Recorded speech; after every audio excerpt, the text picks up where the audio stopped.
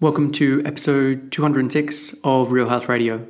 You can find the links talked about as part of this episode at the show notes, which is 7, so the word all spelled out, SEVEN -health.com/206. At the beginning of September, we're going to be starting with new clients again, and this will be the last time that we start with clients in 2020. So client work is the core of the business and is the thing I actually enjoy the most. And after working with the clients for the last decade, I feel confident in saying I'm very good at what I do. And when I reflect on the clients that have sought out 7 Health over the last couple of years, there's a handful of areas that come up most. So one of the biggest is helping women get their periods back. So recovery from hypothalamic amenorrhea or HA. And this is often a result of under-eating and over-exercising and is almost always connected with a fear of weight gain and a focus on being healthy, in inverted commas. I've had clients regain their period after being absent for 10 or even 20 years, often after being told it would never happen again, or clients becoming pregnant who'd almost given up hope of it happening. We work with clients along the disordered eating and eating disorder spectrum, and many clients wouldn't think to use the term disordered eating to describe themselves. They just know that things aren't right. And with these clients, there are symptoms that are commonly occurring. So water retention, poor digestion, always cold, peeing all the time, especially waking multiple times in the night, no periods or bad PMS, low energy, poor sleep, low thyroid. And there's also common mental and emotional symptoms. So a compulsion for exercise, a fear of certain foods, anxiety, low mood or depression, poor body image, and a fear of gaining weight. At 7 Health, we believe in full recovery. We've had many clients who've had multiple stays at inpatient facilities where nothing worked, but through working with us, they got to a place of full recovery. Many clients come to 7 Health as they want help transitioning out of dieting, and so they can finally start to listen to their body. They've had years or decades of dieting and it hasn't worked, but they're struggling to figure out how to eat without dieting. Many clients experience feelings of body shame and hatred. They're determined to be a particular size and they feel frustrated or even angry by what they see in the mirror. They want to get past this and to be able to be present and stop putting life on hold. In all these scenarios, we use the core components of what 7 Health is about, which is science and compassion. We focus on both physiology and psychology, so understanding how the body works and how to best support it, and also understanding the mental emotional side and uncovering someone's identity and values and priorities and traits and beliefs and looking at how these are helping or hindering with the change process.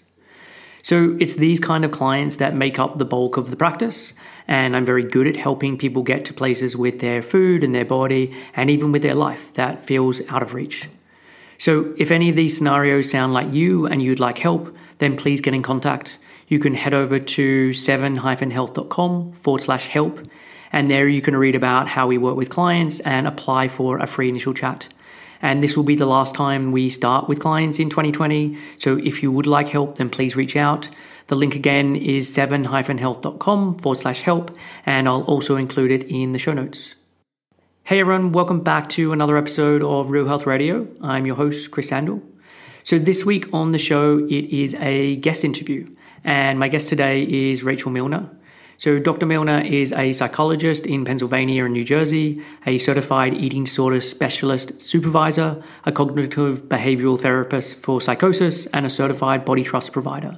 She's been practicing as a psychologist since 2005 and has been specializing in treating people with eating disorders throughout her career.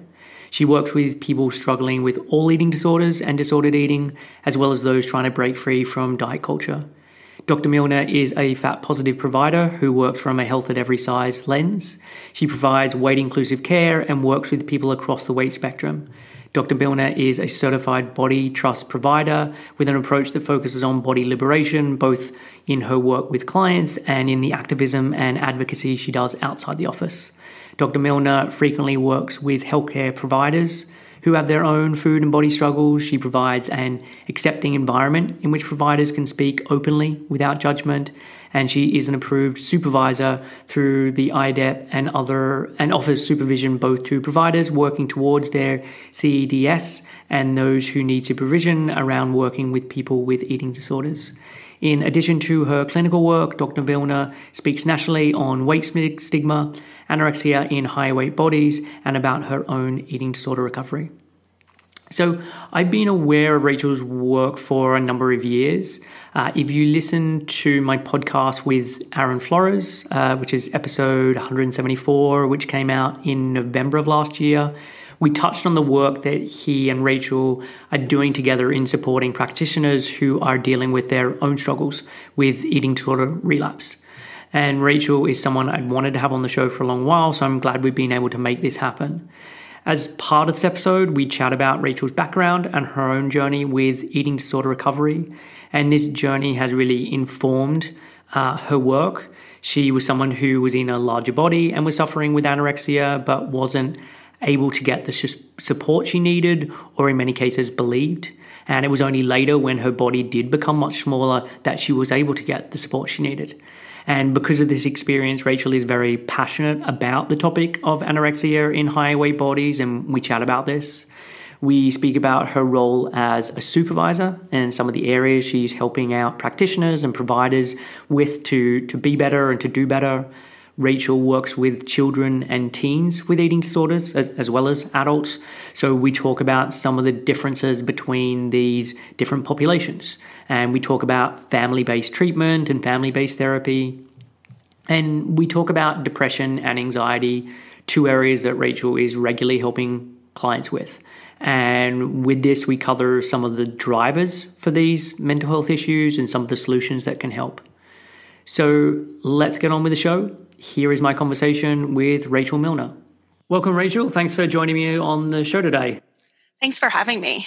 So look, I'm really excited to chat with you today. And as I was preparing for this interview, I realized just how many topics there are that I want to cover with you. And there's so many aspects of the work that you do that interest me. And so I'm hoping that we can touch on as many of them as possible. And this conversation is probably going to jump around a lot and go in different directions. But there's just so many ideas and things that you cover as part of your writing, as part of your Instagram, as part of the people that you work with, that I think are worthy of us talking about and touching on.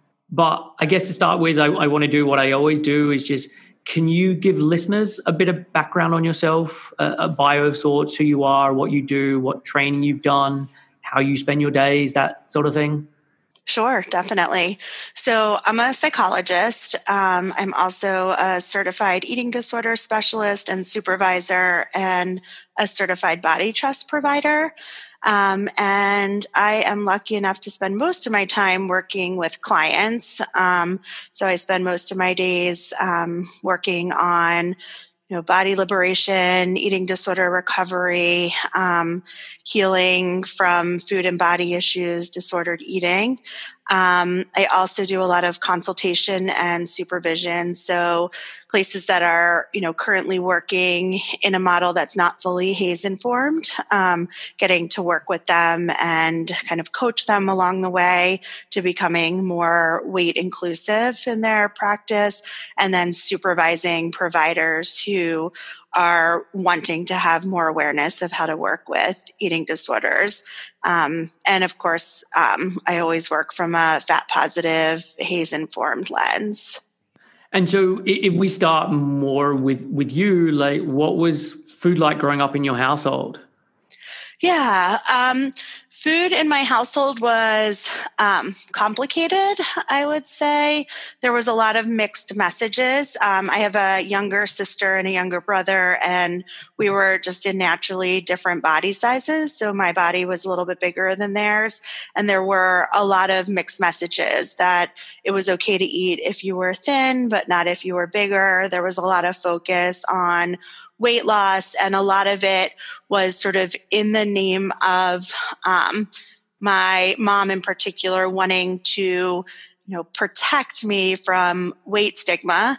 And what really she was doing is just stigmatizing me more and making me feel like my body was a problem, even though that was definitely not her intention. That was still the impact that it had.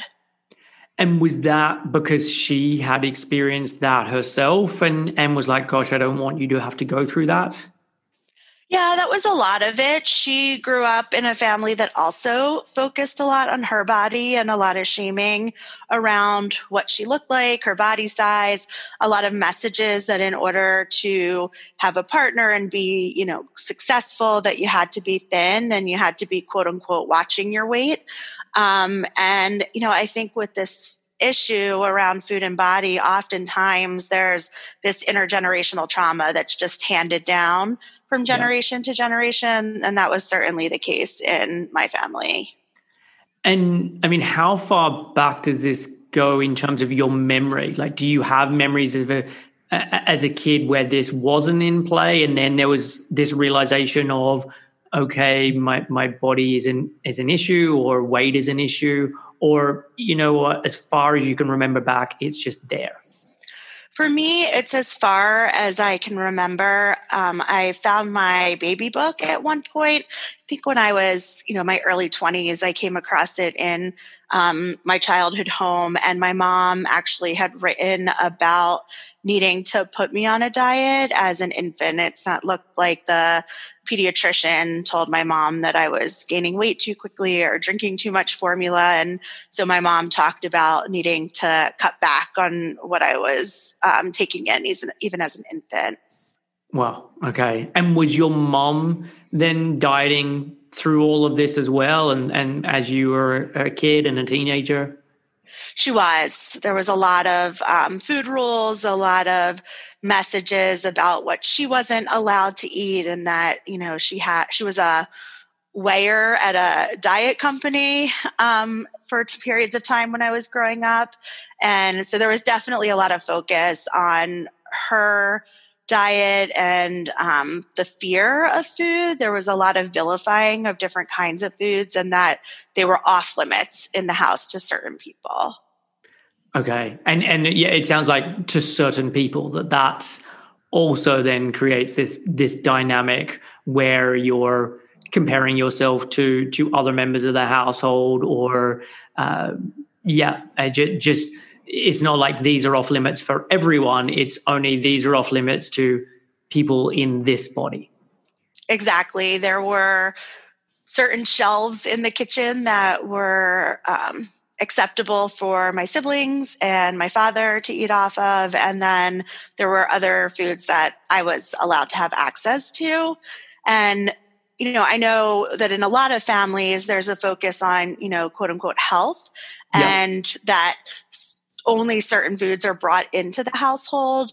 In my family, that was not the case. We had all different kinds of foods in the house, but the message was about who was allowed to eat the foods and who wasn't.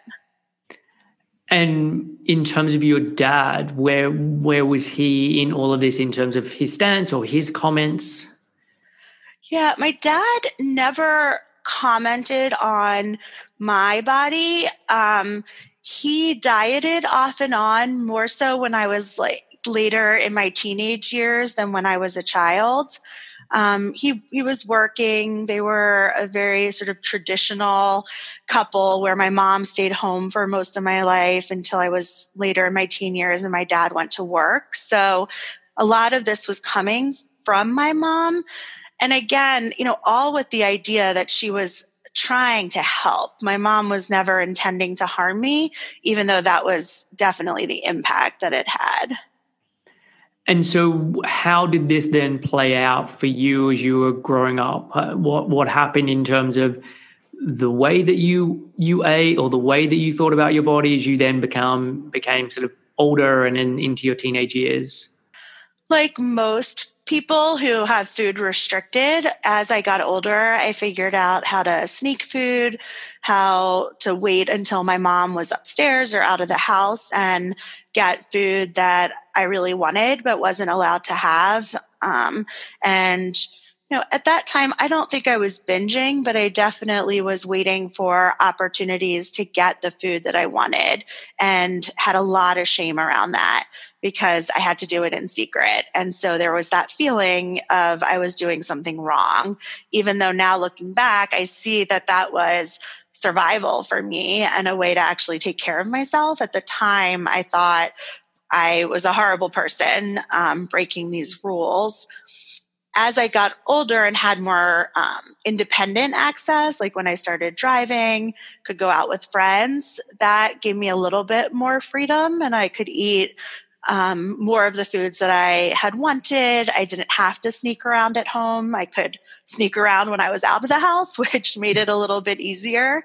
And throughout college, was able to do more of that. Definitely at that point started binging a lot more.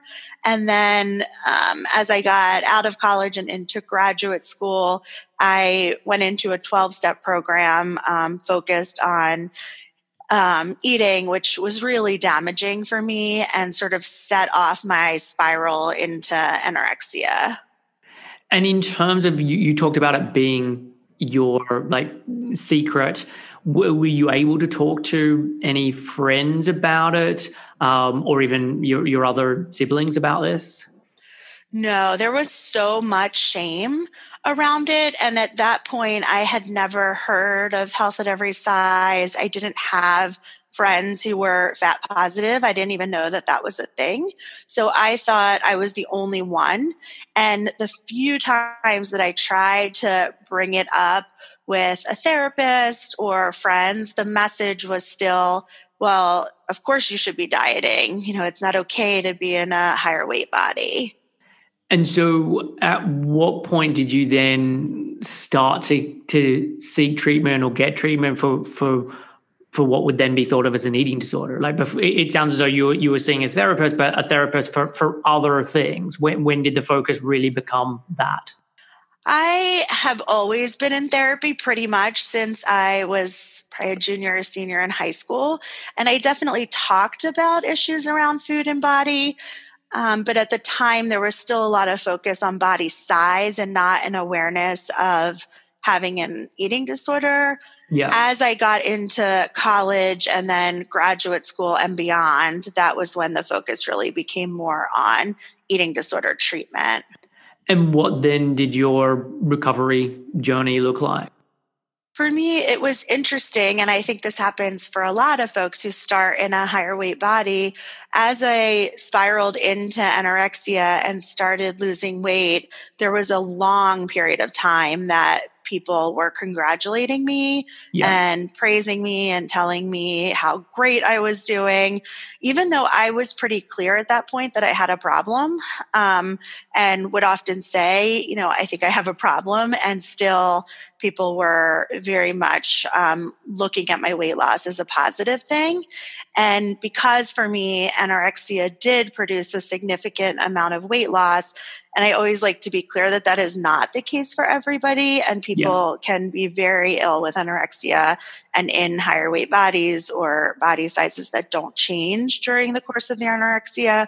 But for me, my body did change quite significantly, and I did end up in a very emaciated body. And it wasn't until I got to that point that then there was more of a recognition of, oh, this is very serious, and that treatment intensified. And I was able at that point to really spend, you know, several years working on my healing in terms of like the acute part of my anorexia. And then, of course, healing is an ongoing process that I think for me will be lifelong. But for that acute period was really towards the end of graduate school and into the first few years of my career. And in terms of you, recognizing this was a problem, would you have labeled it anorexia, or are you like, I think this is what's going on, and then you would bring it up with someone else, and because you weren't at that stage in the body of what would be associated with or stereotypically thought of as having anorexia, it was just, I don't know, pushed to the side or brushed off or talked about like that? That obviously isn't the thing. I knew I had anorexia and would say it, and was told it can't be anorexia, that people with anorexia have to be thin or emaciated. And so there's no way that I could have anorexia. I knew enough at that point to know that I had anorexia. I was already out of college into graduate training in psychology. I had enough awareness to know what was going on, but was told, even when I said that very directly and clearly, that this can't be anorexia. You know, you're doing something that's, quote unquote healthy. You're doing something, quote unquote positive, making these, quote unquote lifestyle changes, even though I was saying, no, this is an eating disorder. Yeah. And that, I mean, that's such the sad side of this, of what would be dissuaded and thought of as a harmful behavior in one body type is then congratulated and suggested and promoted in another body type. And it's the exact same behaviors that are having the same level of damage in terms of someone's quality of life, in terms of someone's health. And yet there's just this complete disconnect. Exactly. I had the same eating disorder when I was fat as I did when I was thin. The eating disorder didn't change at all. My body changed, but the eating disorder didn't change. And yet, like you're saying, one was encouraged and one was treated and one was recognized as a problem. And I think that happens all the time, that folks in higher weight bodies are not diagnosed, nobody even asks the question to say, what's going on with eating for you? What's your relationship with food like? And then for folks who are in much smaller bodies, the question is asked and the diagnosis is made much quicker. And with the treatment center that you then did go to when you were then finally accepted as having, okay, you do have anorexia, was that a center that was Health at Every Size informed? So I did all intensive outpatient treatment. Okay. And no, I had actually learned about Health at Every Size and fat positivity towards the end of college. And even though I was not able to incorporate it into my own life, I did know that it was out there. And so my therapist at the time, when I was going into more intensive treatment for the anorexia, was a wonderful therapist, but I had to do a lot of educating about HAES, about fat positivity, and really teach her a lot of that.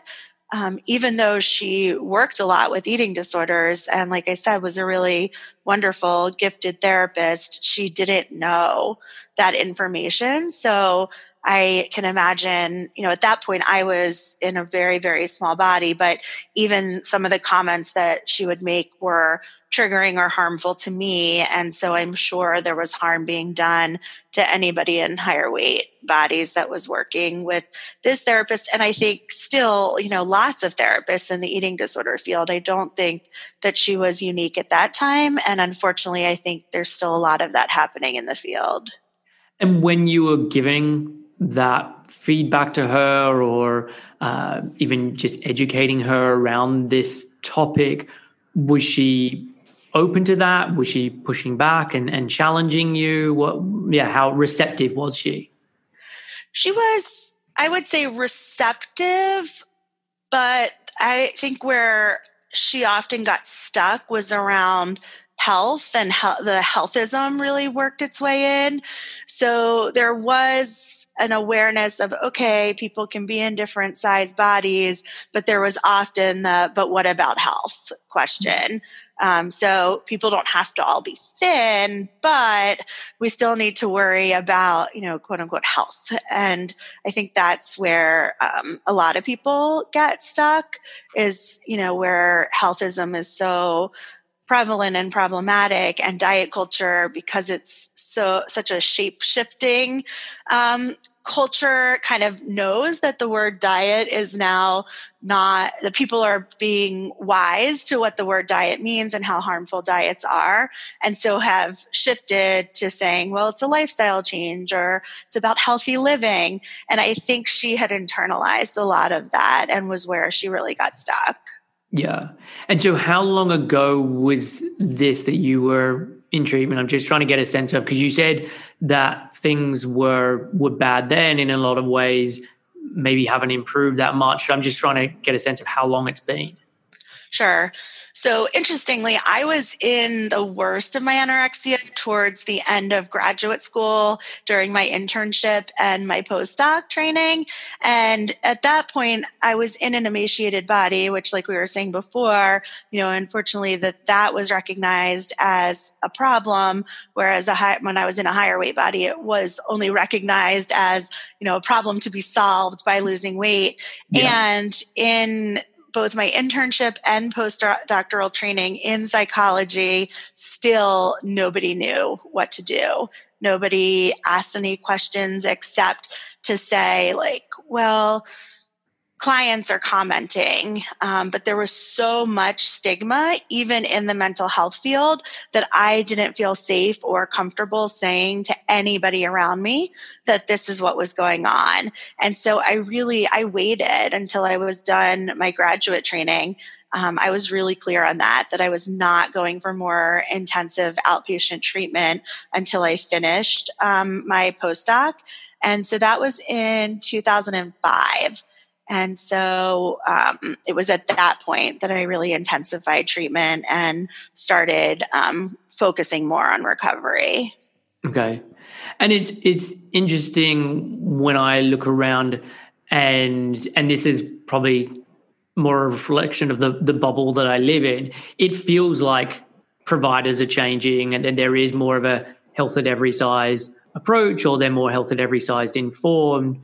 But the honest truth is, I don't know if that is actually what is happening, or I just have more of that in my newsfeed.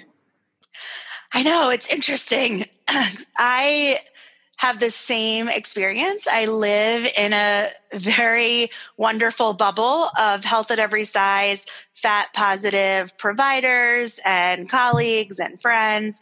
And so sometimes walking out into the actual world can feel a little bit shocking, because I'm so used to this community of people who are really radical given the diet culture that we live in.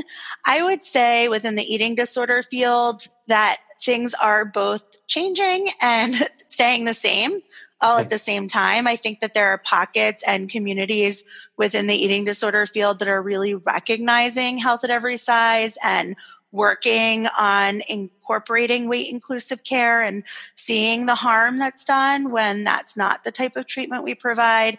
And then there are still, unfortunately, large pockets of the eating disorder field that, still focus on, eating disorder and quote unquote obesity, or they talk about eating disorders and quote unquote weight management. So there are still pretty significant pockets of the eating disorder field that are not recognizing HAES or weight inclusive care. And I also think that while that area in terms of eating disorder recovery needs to change, that's kind of so far downstream, or so far at the end of the line, that actually for real significant change to happen, it needs to be across sort of all of the healthcare system. Otherwise, you're kind of catching people when it's not too late, but you're catching people past the point at which they needed to have been caught. Exactly. I mean, our healthcare system needs a radical overhaul. On every aspect, every part of the healthcare system, from training that providers get. And, when I'm talking healthcare, I'm talking like broad. So mental health, physical health, all providers. The training is steeped in fat phobia and weight stigma. And if that doesn't change, then recovery is never going to be safe for anybody, because people in higher weight bodies are being stigmatized and not diagnosed. People in lower weight bodies are terrified of gaining weight because they don't want to lose privilege and be stigmatized and harmed. And so, if the healthcare field doesn't shift, then the healing and eating disorder field isn't able to provide care that is truly helpful and not harmful. So there needs to be a shift from, the top down, the bottom up, every which way. Yeah. And in terms of diagnosis, with the latest version of DSM, has the weight requirement been removed for anorexia. So are you now able to diagnose anorexia in all body sizes, or you kind of have to do a workaround where you're like, okay, I know it can occur in all body sizes, but that's just not what the diagnostic criteria says? So what they've added to the DSM is what's called quote unquote atypical anorexia.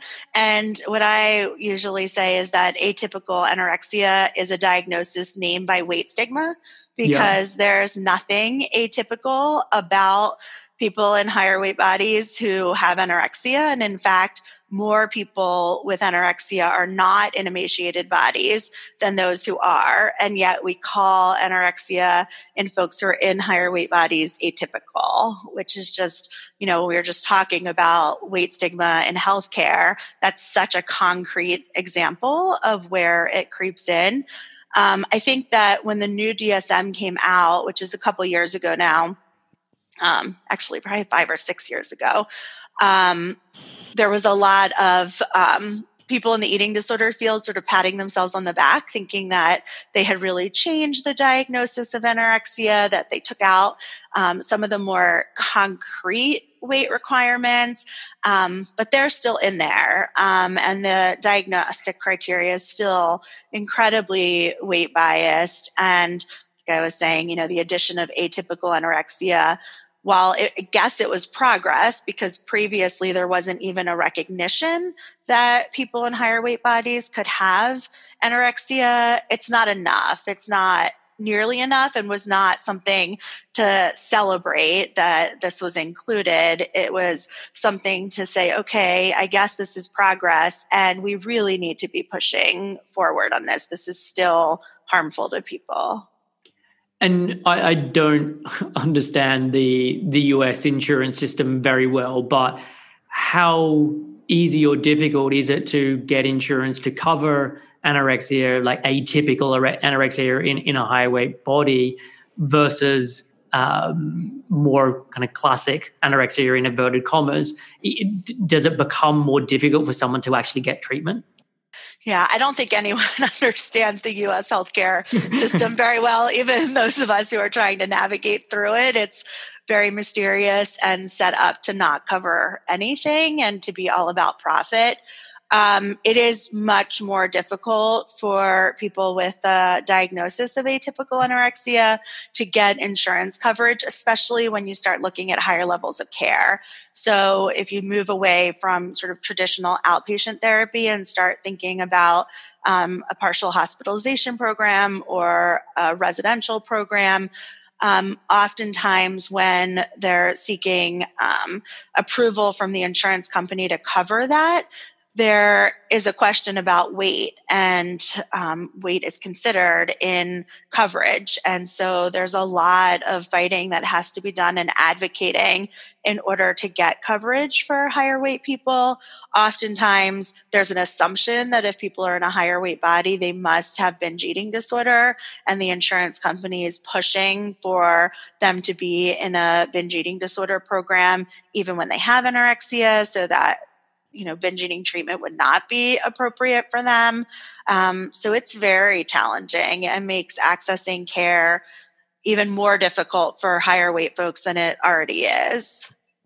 And with the insurance, is one of the rules, or at least one of the criteria for whether someone continues in treatment or is able to be discharged, is that around weight restoration and a specific weight? Because I could also imagine there are a lot of people with, again, typical anorexia, to use the DSM's term, who get to a certain weight but are clearly not where they should be from a behavior perspective, clearly not where they should be from a health perspective, but it's then deemed, well, if you're at that weight, you are now recovered.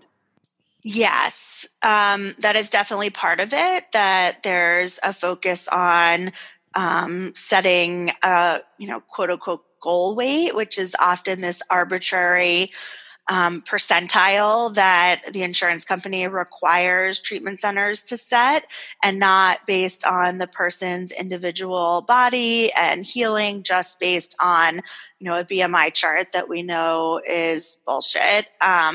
But so it's set based on that. And then when folks get to that point, there then is often a lot of pushback from the insurance companies that they don't want to cover treatment, even when there's ongoing behaviors. There's another layer of this within both the eating disorder field and our healthcare system, where if people are engaging in behaviors in treatment, that is often used as another reason to kick people out of treatment programs, which is so counterintuitive and makes no sense. But what the insurance companies will say, and often the treatment centers themselves will say is, well, you're not making progress, so you need to leave care. So basically recognizing that somebody is ill and really struggling, and so we're going to kick you out of treatment because this treatment isn't working, instead of saying what is failing within the treatment center or the treatment approach. The focus is that the client is somehow failing and so needs to leave treatment and is often left with no care. Which, is of course really harmful and hurtful. And then that client is made to feel like they failed. They're made to feel hopeless, that there's not going to be a chance of healing for them. Yeah, which just is so frustrating, because the whole trying to give someone an ultimatum really doesn't work, because you're then setting yourself up as an adversary to the person that you're trying to help. It's not about how can I be in alignment with you. It's not can we collaborate on this. It's about, okay, I'm telling you that this is the way that it has to be done. And then if you don't do it this way, then you have to leave. And I can't imagine that really works for any large percentage of people. No, I think what happens is we recognize that there's a power differential between providers and clients, and then there's an attempt to leverage power. And then clients feel powerless. They are threatened. Their own autonomy in making decisions is taken away. And who could possibly heal in an environment like that? Yeah. Totally. And especially who could heal from something as sort of debilitating and overwhelming as an eating disorder. It's not, you're trying to, even for something really small and insignificant, that kind of a way of doing things, even if you get someone to change the behavior in the short term, the likelihood is they will resent that change and they'll go back to doing the way that they were doing it before as soon as someone's not looking. So in terms of actual long-term behavior change, I can't see how that's generally gonna lead to someone not just relapsing or someone actually making the change in the first place. Exactly. I think this goes to, larger issues around mental health stigma and the belief that people who have a mental illness are not capable of knowing what their needs are or making decisions about their own healing and their own recovery, and that providers need to step in, take charge, and tell people what to do because they don't have the capacity to know for themselves. We don't trust clients' intuition when it comes to their mental health if they are dealing with a mental health diagnosis, which really makes no sense. The clients know, we can trust them, and we can help them tease out, where is their eating disorder trying to get in the way and steering them in the wrong direction? Where is their voice? What are their needs? So we can do that collaboratively. It doesn't mean that we have to say, okay, let's have the eating disorder run the show and let the eating disorder make all the decisions, but being in relationship with our clients. And I think that often gets lost, that the therapy is a relationship, and it means two people showing up and working together on what the client's needs are and how can we support them, not how do we tell them what to do. Yeah. And I would go further and say it's not even just about mental health. This is about health in general. Like this idea that if someone's failing with health, it's because of a deficiency of information. And if we just give people that information, then they'll get on with doing it. It's just not true in terms of there's a lot of things that people know that they should be doing and they struggle to be able to do it for a whole variety of reasons. And a lot of those reasons not actually relating to themselves, but relating to the environment that they live in, how they've grown up, socioeconomics, like for all of these various reasons. And when we get into the kind of talk that normally occurs of like it's just personal responsibility, I think it's just not just largely, but it's really missing the point. I totally agree. I think there's such a focus on individual choice and individual behaviors and not recognizing systems, not recognizing trauma, not recognizing lack of access, not recognizing the impact of oppression. There's a belief that if we hand information over to people, they should be able to incorporate it. And if they're not, we, in our healthcare system here at least, and it sounds like maybe for you as well, that the response is, well, if we shame people more, then that's how we're going to get people to change. And so, there's this strange kind of dynamic that happens where healthcare providers often use shame as a motivating tactic when shame never supports people in changing. You can't shame people into shifting what they're doing, and you certainly can't shame a system into changing. This needs to be a total, I think, burning down the whole system and starting over, rebuilding a system to actually provide care to the folks who need it the most. Yeah. And it feels like there's a disconnect with that as well, because in some scenarios that is so obvious to people. Like if you take, I don't know, a 5 or a 6-year-old kid who is struggling with a subject at school, and you were like, oh, I think the best way of helping this child succeed is we just shame them. Every time they get a wrong answer, we make them feel shame. I don't know if there are going to be any, or there's going to be very few people who's like, oh, that seems like a really good idea. And I imagine that kid at the end of the year is going to be doing so much better in that subject. But for some weird reason, you take it out of that kind of obvious realm and you put it into some other scenario, and people somehow just miss that they're doing the exact same thing. Exactly. And I feel for healthcare providers, especially those who are doing more medical care, because they're asked to see people, at least here, in 10 or 15 minute appointments. They're asked to produce. Productivity matters more than quality of patient care. They're asked to make money. And so in that 10 or 15 minutes, if they're trying to cover 10 different things, sometimes what they feel they have time for is just to give a very brief lecture with a lot of shame and then send people on their way.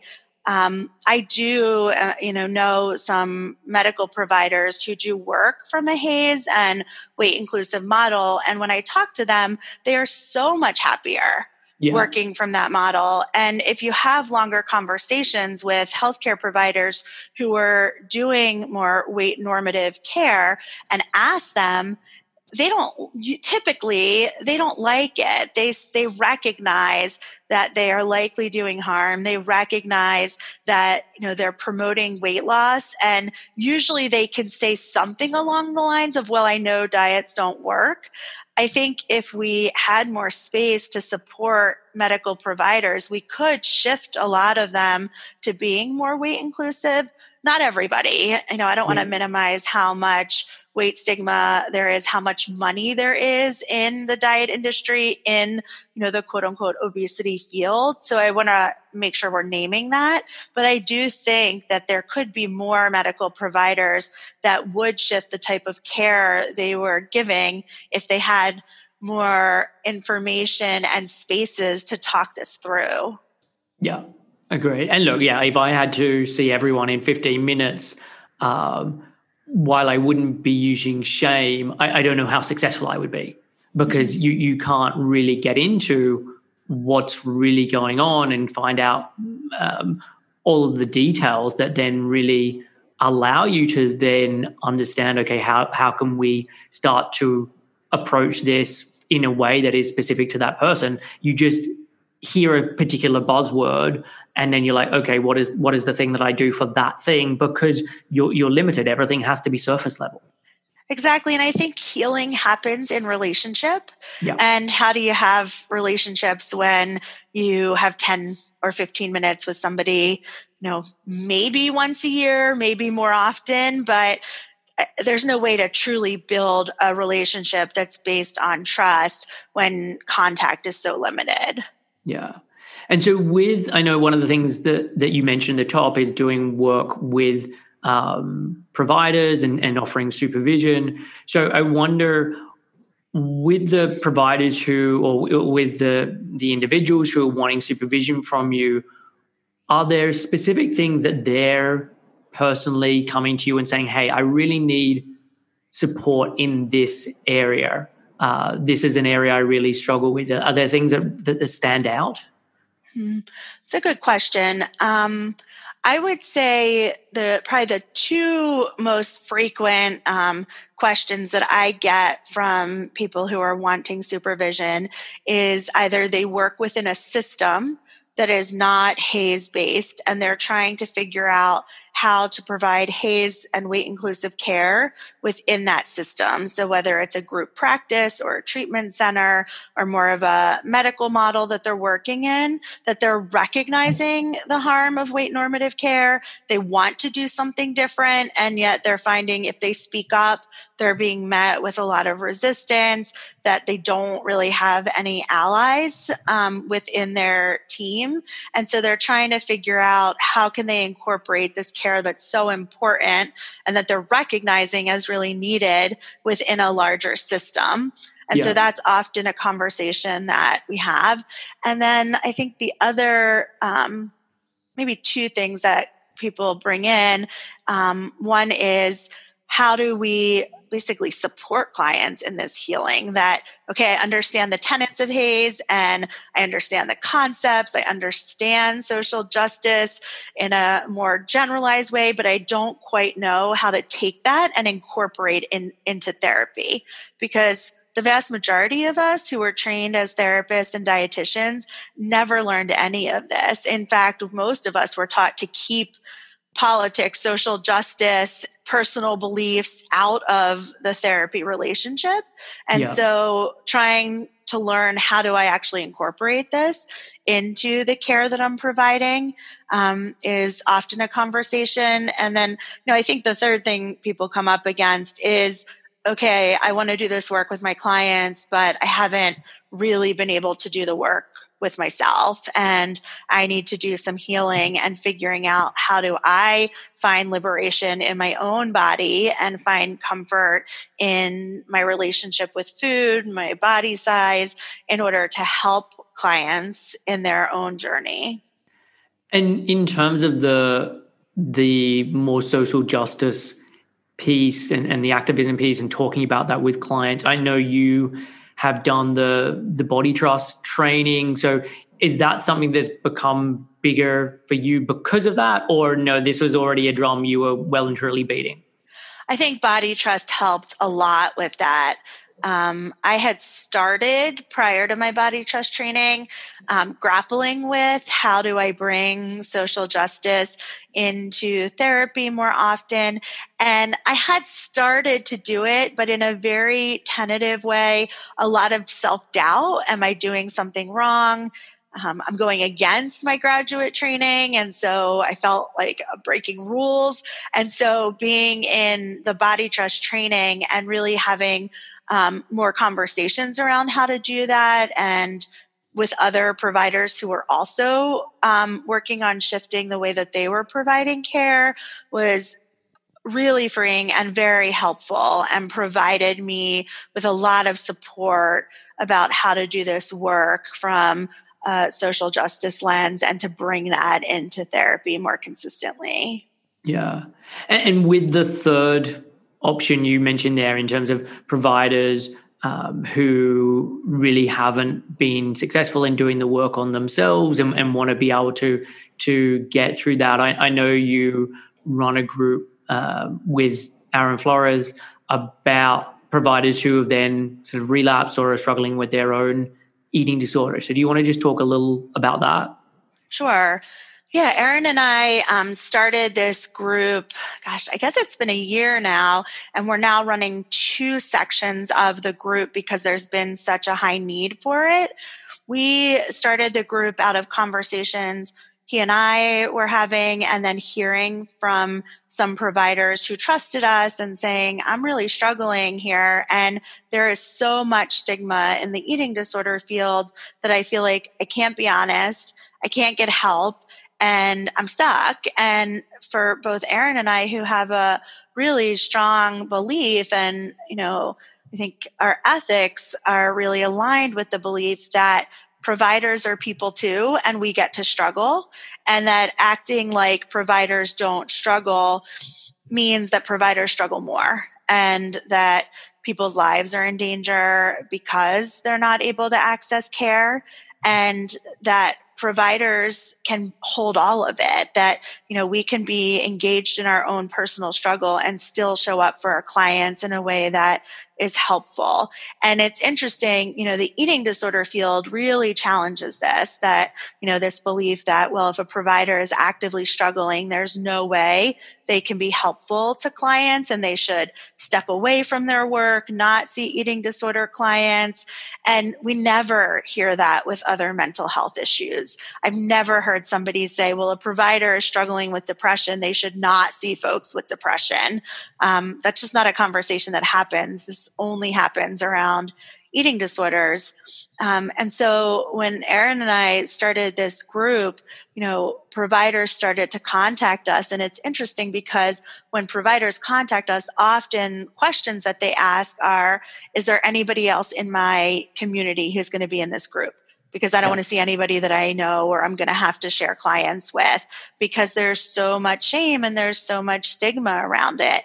And then when people are in the group, they're shocked that not only are other providers struggling as much as they are, but that there's a place to be open and vulnerable and nobody's judging them, that it's all welcome. We really invite people to be honest and share where they are in their own eating disorder. And for the providers that are in our groups, they've never been in a space like that before. Yeah, it really is amazing the work you're doing here, because I had Aaron on the podcast and we had a bit of a chat about it then. And it was, because I've definitely on this show before talked about the dangers of people with previous eating disorders getting into doing this work and doing so where I thought, okay, this is something that needs to be talked about. But then hearing you and Aaron talk about this as well, just realizing that if that is the stance and that's what people always hear, then if someone is struggling, they're going to be secret about it. It's going to be ongoing. And I mean, eating disorders, as you talked about in terms of growing up, are shameful enough and are something that people will keep a secret. But if this is the area that you then work in and you make your livelihood in and you see people in, and there's almost maybe even a feeling of, well, surely you should know better, you should know how to do this. Like, of course that's going to keep people stuck. And so like upon reflection, I was like, this is just so important that this is going on and that you guys are doing this work. Thanks. Yeah, it's been, I think for both of us, we've talked about how fulfilling it's been to be able to offer this space and how honored we both feel that providers are trusting us and contacting us, because it takes a lot of bravery to even reach out. There's so much vulnerability in that, and to say, like, this is what's going on for me, given the amount of stigma. I think, what you're saying is so true. Providers end up struggling in secret. And I really think we can trust providers to know. Like, I don't think any provider wants to harm their clients. And so if a provider is struggling in a way where they need to step back from their work, I think we can support them in doing that without telling them that's what they have to do or giving an ultimatum like we were talking about with clients. It doesn't work with clients. It's not going to be helpful for providers. So it's not to say providers don't ever need to step back, but I think we can trust providers to know and to do their own work and their own therapy if we create spaces where that is possible. If providers can't access care, how are they ever going to know what they need for their own healing and how to best support their clients? Definitely. And the difficulty is being a provider, they probably know the best people that they should be able to speak to, but then they can't because they're like, but they can't let that person know that I've got this thing going on. And so it's like they have this real wealth of knowledge about, okay, what would be the best thing to help me here, but they just feel they can't even access it. Yes, I think that's so true and so challenging to know what's out there and who they would want to be talking to or what treatment center they might want to go to, but not be able to access it for all different reasons. I mean, the stigma is one of them. There's certainly other reasons. But so frustrating to be in that position. And so I asked before in terms of what are the things that with supervision, people are coming to you and saying, hey, I need help in this area. But what about for you?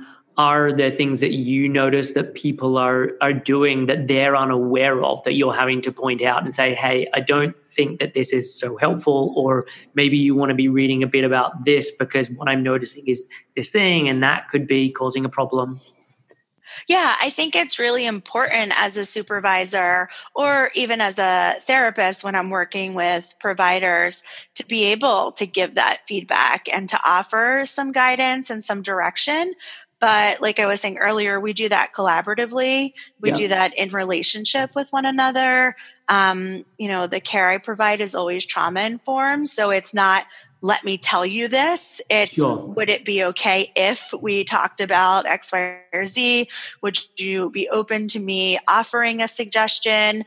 How would it feel if I gave you a suggestion of a book to read? Or, how would it feel if we talked about this topic? So making sure that I'm getting consent along the way, but I definitely will incorporate some suggestions or, of course, feedback and guidance as long as I'm getting consent first. Nice. And are there sort of specific areas that a lot of people have blind spots in where you're like, oh, I feel like this is the one or the two areas that I mention a lot that people just don't necessarily think about? I think there's often a place where people get stuck in their process of incorporating HAES. It's often okay, I get this up until X weight, but what about the folks who are Y weight and, have mobility issues or this or that? Like, then I'm not totally getting it. Or I understand if people are, quote unquote healthy, but what if they're getting feedback about certain illnesses and their doctor's telling them they need to lose weight? Like, at that point, should we be promoting weight loss? So I think those are some of the areas where people bump up against their own weight stigma. I remember listening to Sonia Renee Taylor from The Body Is Not an Apology on a podcast. And one of the things she was talking about is sort of the point at which you start the sentence with, yeah, but is the point at which you're at your learning edge and your weight stigma or internalized fat phobia, racism, whatever it is showing up. And then, that's the place you need to be doing your own work. Yeah. And I would say that what you described there was probably an area for me that took a while to fully grapple with and understand. And so, I can understand how that is the case for other people as well. Definitely. So one of the things that you work with in terms of eating disorders is that you work with children and adolescents. And so was this something that you've done since you started? I've always loved working with adolescents. I think their spunk and their honesty and there's just, something about adolescents that I really love working with folks in that age group. And so that's been the case throughout my career, that I've just really loved working with that population. And then it's been more recent, maybe in the past 8 or ish years, that I've really done a lot more work with adolescents and done more family therapy, family-based treatment, and sort of shifted some of the ways that I've worked with kids and adolescents. And one of the questions I probably should have asked before was when you first started studying psychology, did you know that this was going to be your area of specialty, or did you have an idea of something else? This was always what I wanted to do. I think, like a lot of people, because of my own lived experience, this was the field that I wanted to go into. And so with family-based therapy, can you just describe what that is if people aren't familiar with that term? Sure. I mean, family-based therapy, it's really, so the manualized version is FBT, or family-based treatment. And it's really a sort of treatment method where family is incorporated into the care. And so parents, caregivers, extended family are seen as sort of equal members of the treatment team and tasked often with helping support their child in renourishment. And so asked to do a lot of the renourishment process, supporting their kids in healing from their eating disorder. I would say that I do more of what I think of as family-based therapy. And so I don't do manualized treatment. I do often incorporate family when it's appropriate. I do often, support caregivers, parents in helping with the renourishment process, and believe that parents and caregivers are often the best support for their children, and that whenever possible, keeping kids and adolescents at home is going to be better than sending them off to a residential treatment center. But I think where I differ a little bit from manualized treatment is that I think about it as family therapy. And so I think we have to look at the whole system, and we need to be working through some of the family issues, not just focusing on renourishing the child or adolescent. Yeah, because that was when I read Harriet Brown's Brave Girl Eating, and she did that with her daughter Kitty, at least of how it was described in the book.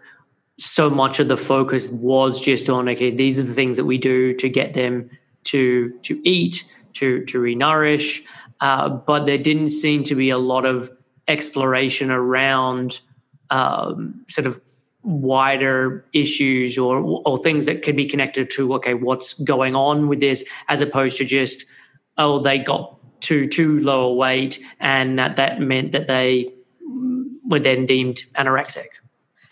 Yeah, I think, there's a divide in the eating disorder field between folks who think that eating disorders, particularly anorexia, is a biological disorder, that it's a brain disease, and that there aren't other contributing factors. And so I think when you read stories where the main focus is on renourishment, and the belief is, okay, I've renourished my child and now they're going to be recovered, that's really a focus on the belief that anorexia is a brain disease, and that all we need to do is focus on renourishment, and that's going to have somebody be recovered. I think most people in the field see eating disorders as being multifaceted, and that yes, there may be an aspect of genetics or aspects of the brain that shift when somebody is malnourished, and there's so many more sustaining factors and contributing factors that all need to be treated and addressed. Yeah, no, definitely. And so with the therapy side of it, then are you doing therapy with many people in the room, or are you having sessions separately with parents if that needs to be occurring? Like, what does it actually look like?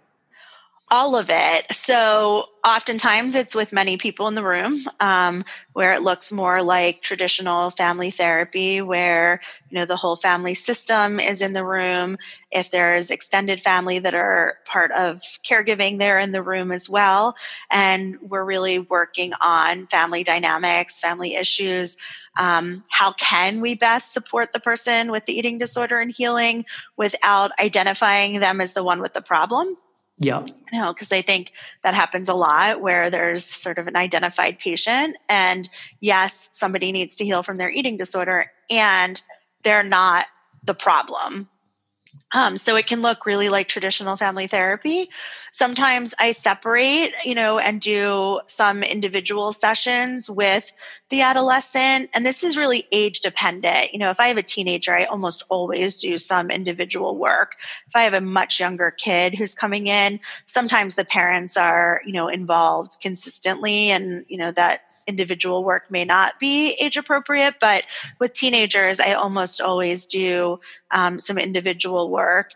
And then I will often do parent only sessions, and parents live in diet culture. And so they have their own internalized weight stigma. And oftentimes, if their child started off in a higher weight body, they may have been supporting some of the dieting and weight loss, and then, feel guilty that then it turned into an eating disorder.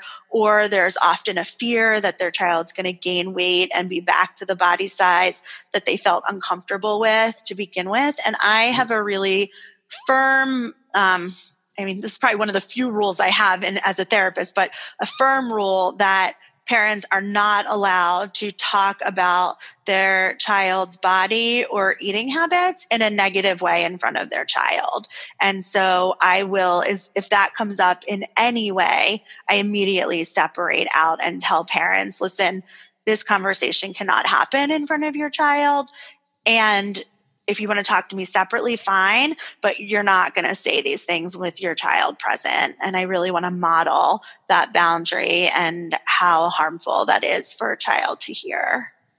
In terms of like the family-based therapy, is it only for anorexia? Because that's how I've seen it talked about before, or can it be used for the whole gamut of eating disorders? Most of the research has been with folks with anorexia and bulimia. I think there's ways to use it for all forms of eating disorders. I think it needs to look different. I think the dynamics are often different. But if we're conceptualizing this more as family therapy than manualized treatment, I think family therapy can work for most presenting issues. Yeah. And that family therapy is going to be helpful for most family systems, even if there's not an eating disorder present. So, I think that family therapy is often indicated. And, if you're looking more at manualized treatment, it's really just newer research that's focusing on BED. The original research did incorporate bulimia and anorexia. And with your practice with children or with adolescents, are you seeing kids or them in higher weight bodies suffering with anorexia, or they just don't turn up as clients or patients because the parents aren't thinking to bring them to you at that stage? Both. Oftentimes, by the time somebody is getting to me that started in a higher weight body, they're now in a lower weight body. But other times I am seeing folks in a higher weight body, I think because of the kind of work I do. And at this point, most people who are seeking me out know that I'm a HAES provider, know that I'm a fat positive provider, and so are at least partly seeking me out for that reason. And so I do tend to see more kids and adolescents who are in higher weight bodies than I think maybe some other eating disorder providers see. And in terms of the adolescents you're seeing, when would it be that you're like, I don't think family-based treatment or family-based therapy is right in this situation? If certainly if there's any kind of abuse happening in the home, if there's safety concerns, if the adolescent is saying that they don't want it and they're not consenting, my ethics are that, at least in the state of Pennsylvania, that 14 is the age of consent. And so I try to really respect the adolescent's autonomy and consenting and also work with them. It's not to say that I think a 15-year-old is necessarily at a point to say, I don't want my family involved in treatment and that the family should never be involved. But I think if I'm going to build a relationship with the adolescent, I at least need to start from a place of respecting what their boundaries are. And then we can work together towards incorporating the family as appropriate. Because they live with their family has an impact on them. Yeah. And so, including the family, I think is important, but I want to do that in a way that I can still maintain the relationship with the entire family system and not alienate the adolescent who's coming in for care. So I think if parents don't want to be involved, like there are times where parents are saying, like, I really don't feel, that this is something I can be involved in. Maybe they have their own issues going on that they feel like the capacity to be available for therapy or renourishment isn't there, then that would be a case where family therapy would not be indicated. So we really evaluate case by case, but the main one is if there's abuse or safety issues in the home. Right. And given this work that you do and all the work that you do and your history, have you gone back and had conversations with your parents or with your siblings based on now what you know? So yes, with my parents, my mom and I actually went to therapy together for quite a few years when I was in earlier parts of my treatment. And we were able to talk about a lot of this. I was able to share with her how harmful and traumatizing a lot of what she did was, and she was able to take some ownership and also do some of her own healing work and, recognize the ways that her parents had harmed her. I think, I want to explain this. I think one of the challenges that often happens is that it was only at the point when I was emaciated that the fear was there that led my mom to come to therapy, that it was suddenly my life was in danger, the panic had set in. And so it was, we'll do anything. I still feel really fortunate that I had parents who were willing to participate in my treatment and in my healing. I was in my late 20s at that time. I was, had finished graduate school. I had my doctorate. Like, I think a lot of parents might have said, look, you're an adult now. You got to figure this out. And yeah. I had parents who were willing to show up and to do some of this work with me. So I feel really grateful about that. I laughed a little bit when you asked about my siblings because, ironically, my brother owns a weight loss company and does, coaching and training and all this other crap, supposedly helping people lose weight. Okay. Wow. Thanksgiving at your home must be interesting. Yes, you can imagine. Okay. And in terms of you, I know you're a mother of two boys. So how has that experience of now becoming a parent impacted upon sort of how you do the work that you do? Yeah. I mean, I think, so I'm a single mom by choice. So I chose exactly when I wanted to get pregnant. And one of the things that was really important to me was that I was in a place in my own healing where I was pretty sure that I could model intuitive eating and eating freely for my kids. And of course, things can change and people relapse and struggle. So I don't want to say that just because, I was in that place the day that I got pregnant meant that I was always going to be there. But It was important that I was at least at that place in my healing process that I was pretty sure that I would be able to model that for my kids. It was really important to me that I didn't bring them into a home where dieting was present. And it's been awesome to see, how kids get this stuff if you just talk to them about it from an early age. So we have all different foods in our house. They are free to pick what they want. I trust their hunger and their fullness. I trust what they're in the mood for. We talk about size diversity. They see my body. They see other fat bodies.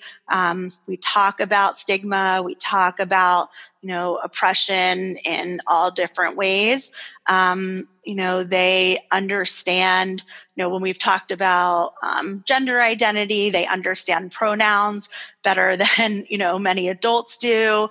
They will often point out to me things that are problematic on like their kids shows, which is horrifying how much weight stigma and heteronormativity is built into these kids shows that are like animated that you wouldn't even expect it to show up. One of my kids one day came to me and was like, "Mommy, I noticed that all of my shows, the bad people are always fat and the good people are always thin." And so they pick up on that stuff, and we're able then to have these conversations. What I have taught them, because of course they're confronted with messages from other families and at school and just, out in the world about dieting, the way that I frame it for them is that some other people just haven't learned yet that it's okay to eat all different kinds of foods and that bodies come in all different shapes and sizes, and that they've learned that already. And some of their friends and some of their friends' parents haven't learned it yet. I do advocate at school. So I send them in the beginning of the year with a note that says that they have permission to eat whatever part of their lunch or snack they want in whatever order, that they will be packing whatever snacks they feel like packing, that we will not be adhering to the, classroom rule or guidance about what kinds of snacks to pack beyond, rules about like peanut allergies, things like that. But in terms of like types of foods, there's often that letter that comes home in the beginning of the year that says, we encourage snacks to be quote unquote healthy. And I let teachers know that will not, that we're not adhering to any of those guidelines. And I also send a note and ask that my kids be removed from the classroom if there's going to be any conversation around food, body size, health, as people think it's related to those things. And shockingly, or maybe not shockingly, I've had to do that since preschool. In preschool, they had a local hospital program that would come in and talk about, they call it, I think, Kid Fit or something. And they talk about, doing your X number of minutes of exercise and eating certain foods. So it's been since they were like 3 or 4 that I've had to have them removed from the classroom during those kinds of conversations. Wow. I wouldn't have even thought to do that. Like I didn't think that was going to be part of the conversation. So I've got a 2.5-year-old. And so we haven't had to deal with any of that in terms of going to school or nursery yet. But okay, that's interesting to know. So at what age did you start talking to them about all of this stuff? Basically from the time they were able to have conversation. And obviously it looked different at different ages. But from the time that they were really young, we always had books in the house that talked about race and gender and activism, and had different kinds of families represented. I, taught them from, the time they were really young about size diversity. So they've heard me talk about all of these things for their entire lives. This wasn't a conversation that I waited to have. It's just part of how we talk in our family. And now there will be 8 at the end of July. And now obviously our conversations sound really different than they did when they were 2 or 3, but the conversations have been happening all along. It wasn't like one day I said, okay, let's sit down and talk about all of this. They've been just hearing it as part of the way that our family works. And do you find when you're working with children or adolescents that actually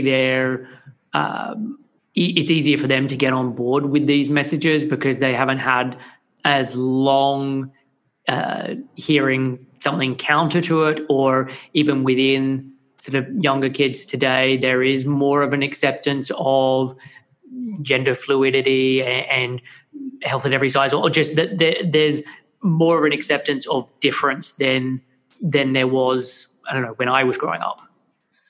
I think so. I think some of it depends on where people are growing up and what messages they've heard in their family, and how much of the weight stigma they've internalized, particularly if they're in higher weight bodies.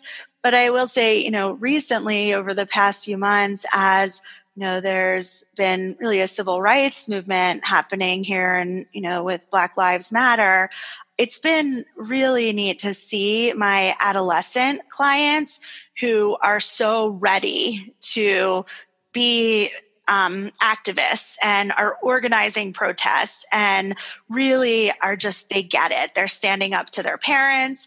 They're explaining racism. They're explaining systematic oppression. Like, they are telling their parents they're wrong about things. Like, they're out there. And it's so, there's often a lot of stereotypes about this generation that's growing up now. And that's not, the stereotypes do not hold true with the clients that I work with, at least. Like, they are eager to promote change. They see what's wrong. It's been harming them. So they know a lot of the impact, and they are so ready to speak up and, be out there and create change. Yeah. And I know you said, there's always talk about this generation, but I think that happens with every generation. Like, if you talk to parents in the 1950s, they were complaining about their generation. And I think as you get to a certain age, you stop, or in a lot of cases, you stop understanding what the struggles are that kids are going through, or there's these new changes, whether that be in technology or changes in terms of how people see the world, that then become so distant to what you experienced. And so, you start complaining about, the kids today. I think you're right. So there's two areas that we haven't touched on that I would really like to, that I really haven't touched on with this show before, or not in any great detail. And that's depression and anxiety. And I know that you work with both of these. So let's just start with depression. So it's a term that I think most people are aware of, but as a psychologist, how would you define it, or what does it look like? Mm-hmm. I think similar to most mental health issues, depression looks different for everybody. I think with depression, it has often been something that's labeled as like an individual mental health issue. And I think depression in response to a culture that oppresses people and marginalizes people is an expected response, that's not pathological or, something that should be stigmatized or seen as an abnormal response. So I don't think depression is always about sort of individual biology or brain chemistry. I think depression within this culture makes a lot of sense. And that doesn't mean that there isn't an impact on brain chemistry, that medication is often very helpful. But people with depression present in a lot of different ways. Some folks with depression, probably the stereotype that a lot of people have of like somebody who has a hard time getting out of bed, who feels really sad all the time, who might be having thoughts of wanting to harm themselves, having a hard time, caring for themselves in different ways. Sometimes that's what depression looks like. And sometimes, people are, going to work and raising kids and, doing all kinds of things and still have really severe depression. And how often are people coming to you and saying, I have depression or I am depressed, versus you having a conversation with someone and then pointing out that, okay, maybe this is what's going on and they just would never have thought to use that label? I think both. Oftentimes people come in and will say that they're depressed. It's actually more common when folks come in to see me that they are already aware of their depression than having awareness of their eating disorder. I think depression, there's less stigma, and it's a little bit easier for folks to say, I'm depressed. Than it is to say, I think I have an eating disorder. So it's pretty common that people come in knowing that they're depressed. I do think that there's sometimes this idea that my depression isn't, quote unquote, bad enough or severe enough to call it depression. And so in those cases, I will often have to bring up the possibility that I'm wondering if, you might be struggling with depression. Yeah. Okay. And how often are you seeing someone that's suffering with depression that doesn't have an eating disorder? Or is it because you work in the eating disorder field that it's normally that the eating disorder is always there and then depression is sometimes layered on top? Yeah, the vast majority of my clients are struggling with either an eating disorder, disordered eating, food and body issues that they want to work on. It's pretty rare these days that somebody would come to see me just for depression. And I don't mean that just as to minimize depression, but meaning depression's the only presenting concern. That's kind of rare for me. But typically, folks will have an eating disorder, disordered eating, and then also be struggling with depression. Yeah. And I know you touched on some of them already, but what are you seeing as some of maybe the other drivers for why this is occurring, or at least drivers for why it's occurring with the people in your practice? Yeah, I think that, people often feel isolated, that lack of community can really contribute to depression. I think lack of access can contribute to depression. I think for some folks, brain chemistry, genetics contribute to depression. I think that the systems that we live in can contribute to depression. Trauma can contribute to depression. So there's, I think, a lot of sustaining factors. And are you seeing this as well in the same kind of numbers when you're seeing the children and adolescents, or it happens more or less versus adults? That's a good question. I would say that adolescents are a little bit more aware of depression. And so I think I probably see it a little bit more in adolescents. But I don't think that it means that more adolescents suffer than adults do. Okay. I think that adolescents may have a little bit more awareness of how to describe it and talk about it.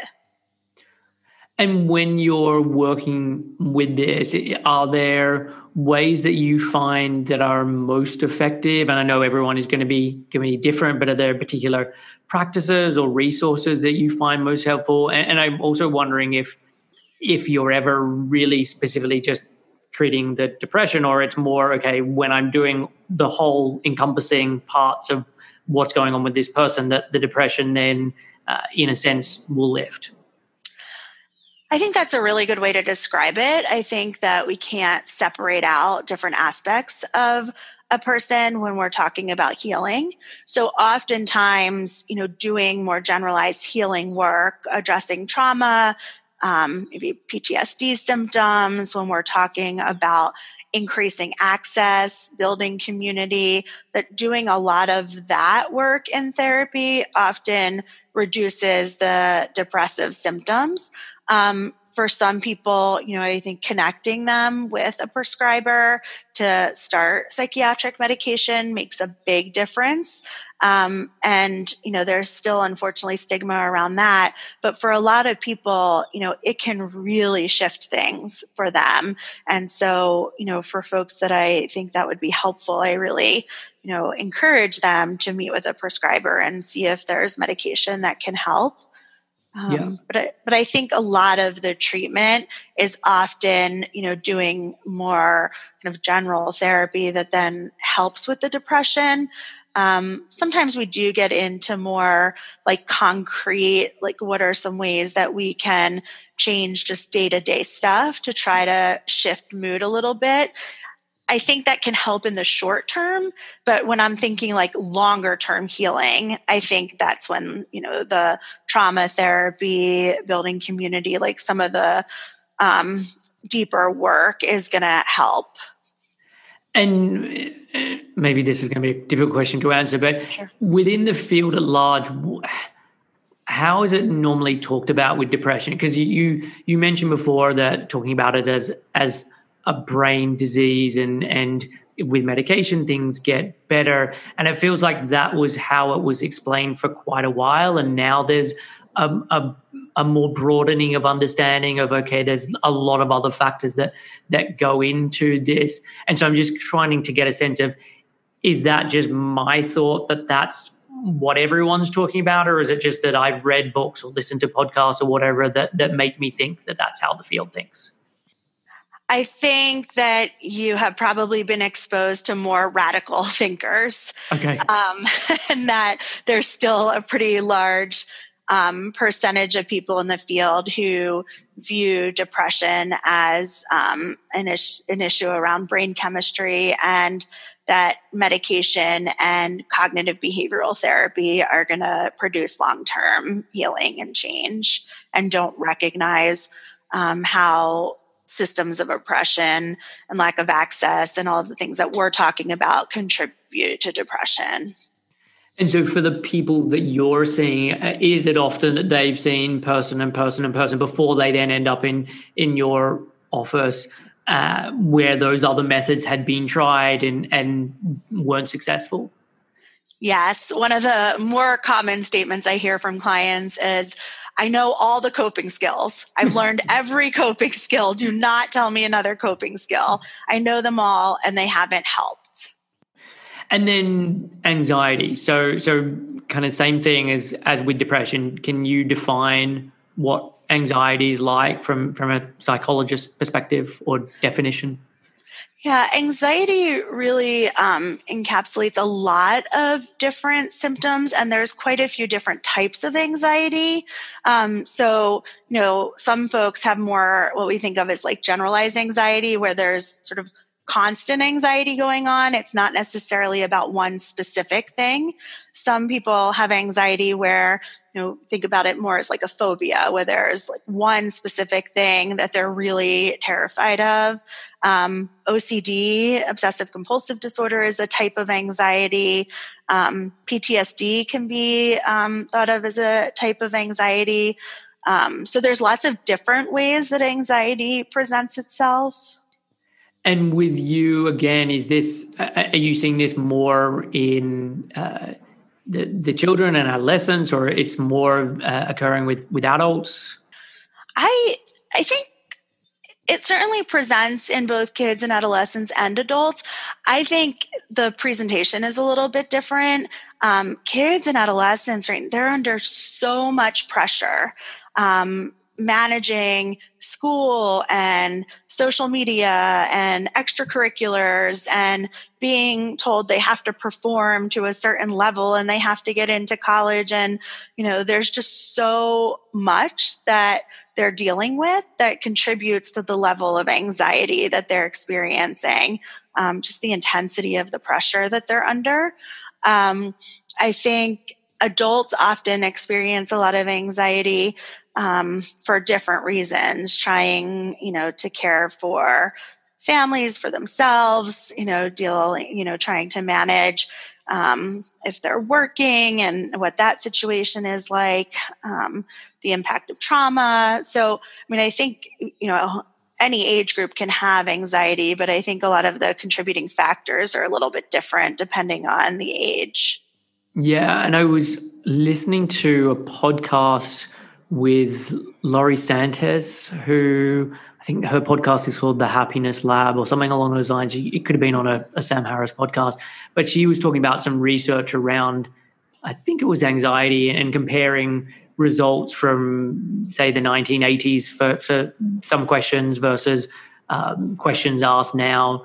And the difference in the anxiety of teenagers has just gone through the roof, and the fear and worry about making enough money and getting a good job and all of these things that weren't so front of mind for kids or adolescents back in the 70s and 80s is just, as you say, just so overwhelming and paralyzing for so many kids these days.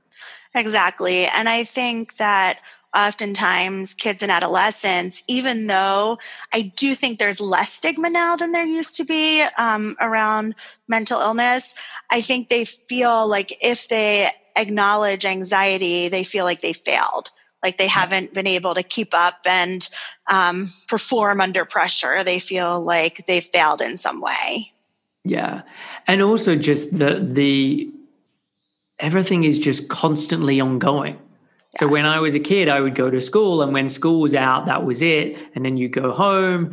Whereas now it's 24/7 because you've always got your laptop or your phone. And so especially for a kid who's having maybe a hard time at school, and I would say for most teenagers, it probably feels like they're having a hard time at school because you're just going through such an awkward phase.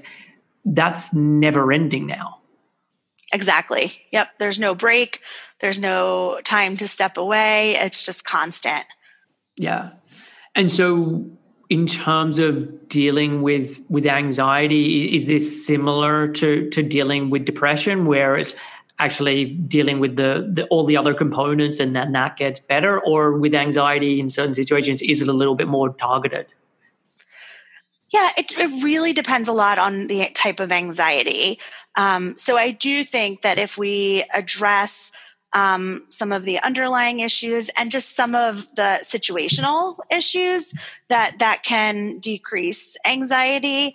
And then I do think there are times where if somebody's experiencing anxiety related to something specific, we can really intervene and do a little bit more targeted work. I am, and this is a little bit controversial depending on who you talk to with anxiety, but in terms of anxiety treatment, but I am a big proponent of supporting adolescents in shifting expectations at school. I will often advocate on their behalf for reducing workload, decreasing expectations, giving permission to come to school late. Like, I think supporting adolescents in those things can be really helpful in allowing them to be successful in their schooling and to feel like they're able to keep up and feel like there's somebody who's on their side. Yeah. Yeah. I mean, that makes complete sense because for me, it feels like a lot of school is getting away from the real world of what we should be teaching kids to then be able to be successful adults. And it's a lot of passing tests and a lot of things that actually, once it's done and 2 years on, you don't even remember what it was. And so you're right. If you can then be teaching kids how to actually, you need to decrease your workload. You need to be able to spend time and getting more sleep or whatever it may be. That's going to be much more beneficial for them, not just in the short term, but longer term and throughout their life than it is to teach them how to, get more grit and just persevere through. Yeah, I think we expect kids to adapt to one style of learning. Yeah. And then if that's not the best style of learning for a particular kid, we label the kid as problematic and try to get them to adjust and be able to learn in one particular way. And kids are so different. That's not going to, one style of teaching and one style of learning is not going to work for every kid. And I think, what you're saying, we have such a good example of over the past few months that we're in the middle of a global pandemic. Kids are isolated, they're scared, their lives have been turned upside down. And while I do understand, wanting to keep up with their schooling, I saw it with my kids. The focus was on turn in the assignments, get the work done, learn the things you're supposed to learn, instead of saying, like, how are you doing? This is a pandemic. This is so stressful. This is hard. This is scary. This is traumatizing. Can we talk about that? Forget the math homework. Let's actually have a conversation about what's going on in the world and the impact that it's having on you. Yeah, definitely. And even if the focus is on the schoolwork, there's not enough of an understanding of how do we get kids to become intrinsically motivated around this? How do we get kids to understand what is their learning styles and what are the things that they are naturally pulled towards? Because I think there's also this feeling that if kids are left to their own devices, or if they were left to be in charge, that they would do nothing and that they would never want to learn anything ever again. And I think that is completely not true, and that in a lot of ways schools create a situation like that because it takes away a lot of the autonomy. It takes away kids' natural ability to discover those things and kind of pushes them in a certain direction. I completely agree. It shuts down the natural curiosity that kids come into the world with. Yeah. Have you read much of the work of Alfie Cohen, he's got a great book, Unconditional Parenting, but he's got a lot of other books around the problems with homework and too much homework, the problem with gold stars and pushing kids. He's someone who's definitely had a real influence on me in terms of thinking around this as a topic.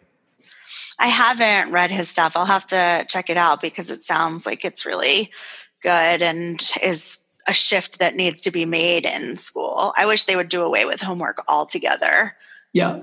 And it's interesting when I go and see, because obviously I've got a 2.5-year-old, but he's not doing any homework, but I go and hang out with friends who have children, and the amount of work that they're doing when they're not even in high school just blows my mind. I'm like, I cannot remember as a kid when I was 8 years old having to do homework on the weekend or having to wake up at 6 o'clock in the morning to start to do an assignment. It's just, it feels like that has changed drastically in the intervening years since I stopped being a kid.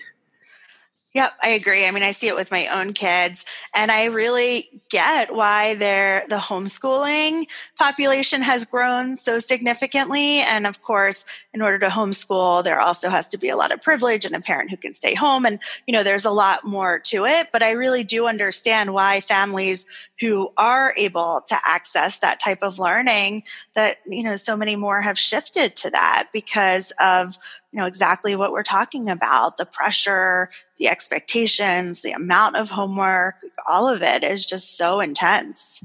Yeah, definitely. So look, this has been an amazing conversation, Rachel. Is there anything that we haven't covered that you were hoping that we would touch on? That's a really good question. I don't think so. I think we covered a lot in this conversation. I'm sure as soon as we hang up, I'll think of things that, we could have talked about this or that, which is always the case in these conversations. I think we've talked about a lot, and, I trust that we've covered what we needed to cover.